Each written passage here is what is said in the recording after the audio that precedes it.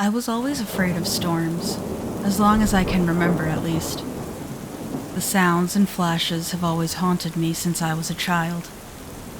Thankfully, now technology can let me put in AirPods and listen to music way too loud to drown it out. Some people call me a recluse due to my eagerness to get a remote job after COVID-19 hit. 3 years later, and here I am still enjoying not leaving this house unless I have to get groceries or cigarettes. The only other reason I leave my house is due to my therapist who has helped me through, well, trauma I suffered as a child. It wasn't easy having an alcoholic father and a drug addict mother. After I was around 15, I was taken from them due to extreme bruising spotted on my face at school. Though it hurt like hell when I was getting beat, but at least I had a family then that didn't pass me around like a whore. The only thing my wonderful parents left me was this house. Back before they became addicts, they made pretty decent money and bought this place. It's an old 2-story out in the middle of bumfuck nowhere. It was built in the 20s, so it looks nice. The only issue now is getting the smell of alcohol and heroin out of the basement and master bedroom. Anyways, my therapist diagnosed me with astrophobia, a fear of storms, since that was the normal drinking night for my dad. The thing I can't get out of my head, though, is what happens when the lights go out. Back in 2022, I remember the power going out. Scared the living hell out of me due to all I have is this big-ass mag light from my dad's old job. I remember rushing to get that fucker and stick a cigarette in my mouth. Crazy thing is that when I went downstairs to get it, I swear to God I saw someone in the house. It wasn't like I saw them perfectly. It was more of a shadow that quickly passed the kitchen into the den. After that, I remember the smell of burnt cookies kind of filled the house. I remember getting my pistol and checking the house using my old training I had from the army.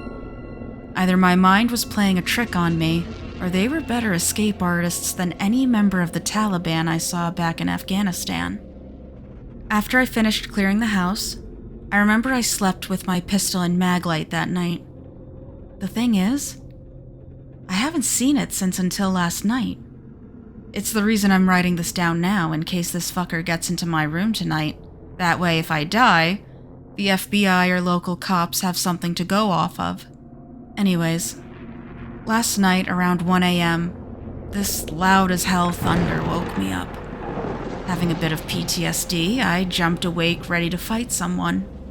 After I realized it was thunder, I put my AirPods in and turned on my normal music.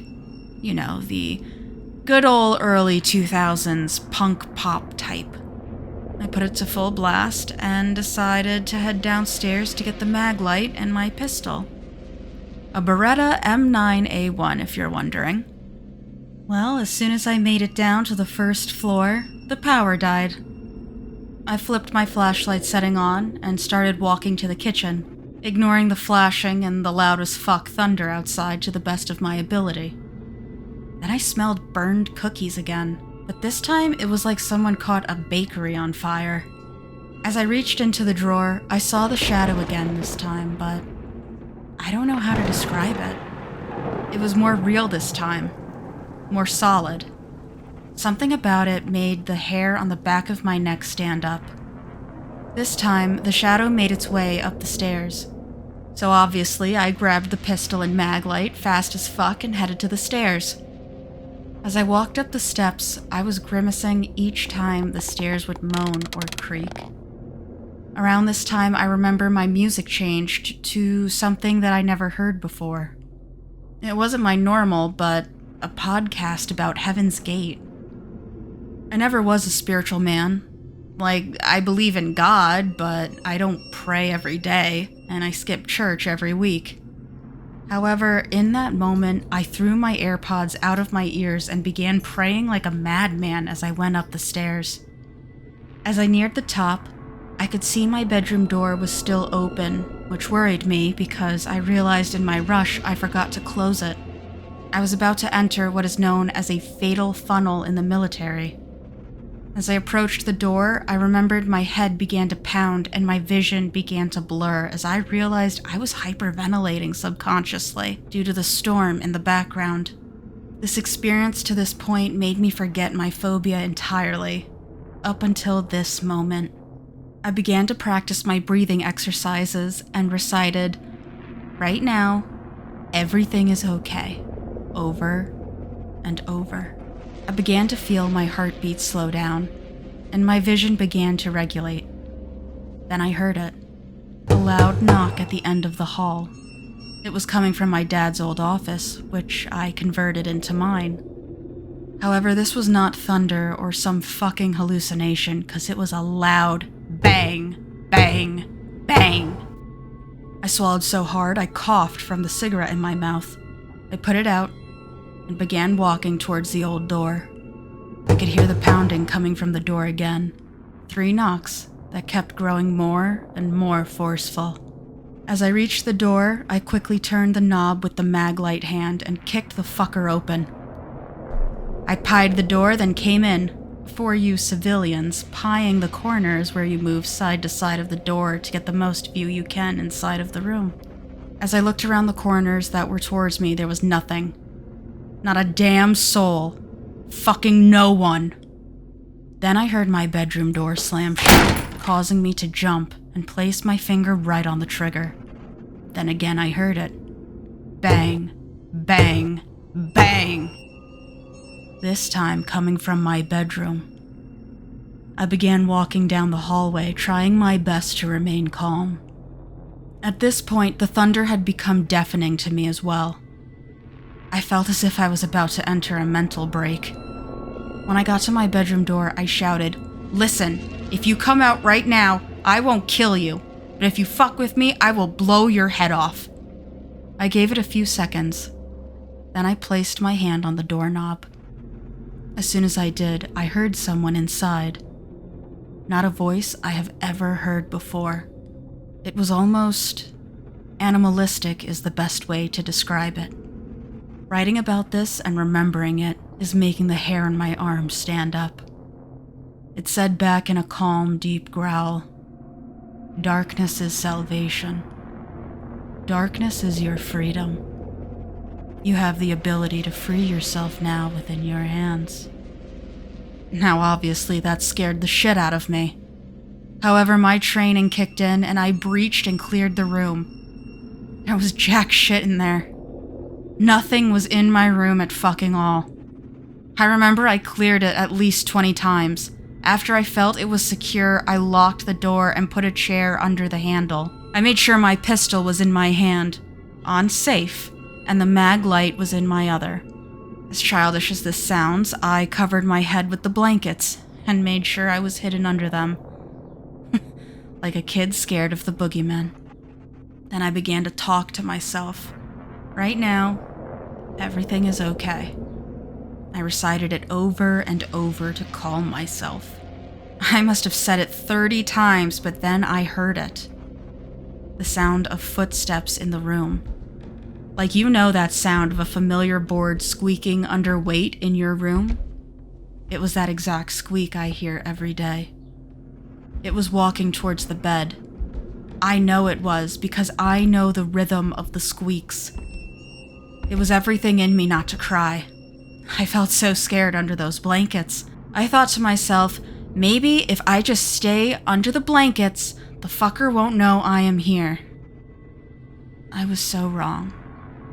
Because the next thing I knew, it felt as if something hopped on top of me above the blankets.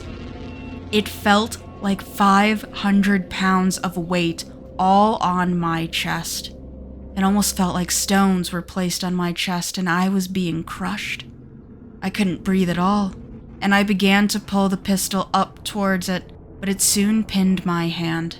This bullet isn't meant for me. It is for someone who can't stand the sound of a storm. It is meant for someone who's still scared of Daddy barging into your room to beat his little boy. You'll never escape your trauma, so why not end it all? It's simple. All it takes is 2 pounds of pressure. I swear to God, whatever spoke to me before was saying this. Its calm, deep, animalistic voice, not showing any emotion as it spoke. I laid there for what felt an eternity, the air escaping my lungs as I was pinned under this fucking thing. Then the power came back on, and the weight was gone. No more sounds of a voice. No squeaking on the floorboards. It just disappeared. I remember I got out of bed coughing and went to the bathroom to drink some water from the tap. As I entered the bathroom, I could tell the storm was getting further and further away. My brain at least saw a reprieve in that from all of the additional stuff that happened that night. I went back to bed and just laid there until the sun came up that morning, unable to sleep due to my now activated hypervigilance. As I got out of bed, I went to put the pistol inside my nightstand, and as I did, I saw my AirPods in it, like they teleported or something. That made me have a chill run down my spine again as I looked at them. I began to wonder if maybe my phobia made me hallucinate all of it. To be honest, I really don't know. All I know is there's another storm passing through in a few days again. I'd like to give a big thank you to Coots for letting me read his story. Check out his YouTube channel in the description below, and remember, he's the one who is kept locked in the basement until each weekly video is done, so don't disturb him too much. If you have a story you'd like to share, feel free to reach out and let me know. On that note, if you like hearing these stories, be sure to like, share, subscribe, and click the little bell icon to be notified whenever we post them. Finally, thank you to the Wicked Encounters patrons, especially our VIP camper Lex Prelius. Well, with that, I'm Allie, this is Wicked Encounters, and I'll see you next time. Bye.